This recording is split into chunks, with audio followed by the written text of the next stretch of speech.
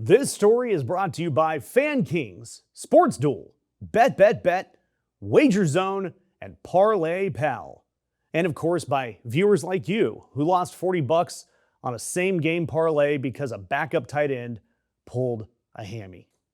Honestly, I could read fake gambling sponsors for the next 4 minutes, and you would not be able to tell the difference between this video and an actual NBA or NFL broadcast. Why? Because gambling owns sports. And we see that no more clearly than what is going on down there in Lubbock, Texas. You may have heard Brendan Sorsby, the quarterback that transferred to Texas Tech from Indiana, got caught wagering about $90,000 on sports over 4 years. And 40 of the bets he placed were on his own team while he was at Indiana. I mean, that is the one unbreakable rule in sports. You never bet on your own sport, and you especially don't bet on your own team. The NCAA banned him permanently, which that's fine because that's the rule. But on Monday, a judge in Lubbock, where Texas Tech happens to be located, slapped the NCAA with an injunction and says Sorsby gets to play ball this fall anyway. His punishment is now a 2-game suspension against Abilene Christian and Oregon State. Essentially, he gets a couple of extra bye weeks. But the hypocrisy here happened when the NCAA put out a statement that says the ruling undermines and corrupts the integrity of sports.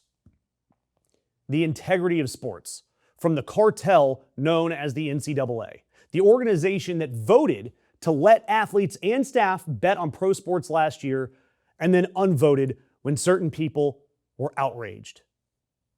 Meanwhile, all of their member schools cash checks from the same sports books that are running ads during every timeout of every single game that their athletes are playing in. The NCAA cares about athletes sometimes or something. Look, I'm going to tell you really plainly who actually runs college sports and pro sports, and frankly, most of the sports media that you and I consume. Hell, even some of my favorite sports content on this planet, like Meadowlark Media and the Dan Le Batard Show. I love those guys. They're left-leaning, they're smart, they're rebellious, they're goofy. And you know who writes their checks? DraftKings. Gambling money sponsors the shows, the broadcasts, the stadiums, the leagues. And yes, nearly half of all digital sports betting ads now come from prediction market platforms. And Americans legally wagered over $3 billion on March Madness alone, and that came from a press release from the NCAA that sounded more like an ad for these wagers. Corporate gambling money drives content and coverage. If you want to think about it this way, lobbying, it doesn't just happen in Congress. It happens in every single ad break in every single sport that you and I watch. So when you get to ask why a 21-year-old kid was the only person in this entire ecosystem that's facing a lifetime ban, while the companies that built that very system, that marketed that system, and that are still profiting from that system face nothing that resembles a lifetime ban, you've got your answer. But they aren't going to let that story happen because gambling can't be the villain of this story. Gambling, for all they care, bought the naming rights to the story. And of course, like everything, Donald Trump has his tiny little hands in all of this. Because you look back, the big, beautiful bill, it quietly capped your gambling losses, the deduction at 90%. And I'm not a tax expert here, but it seems like in his system, you win 100 grand, you lose 100 grand, and you come out even. You'll still now owe federal taxes on $10,000 of money that doesn't exist. Trump is taxing, or at least trying to, tax your phantom winnings.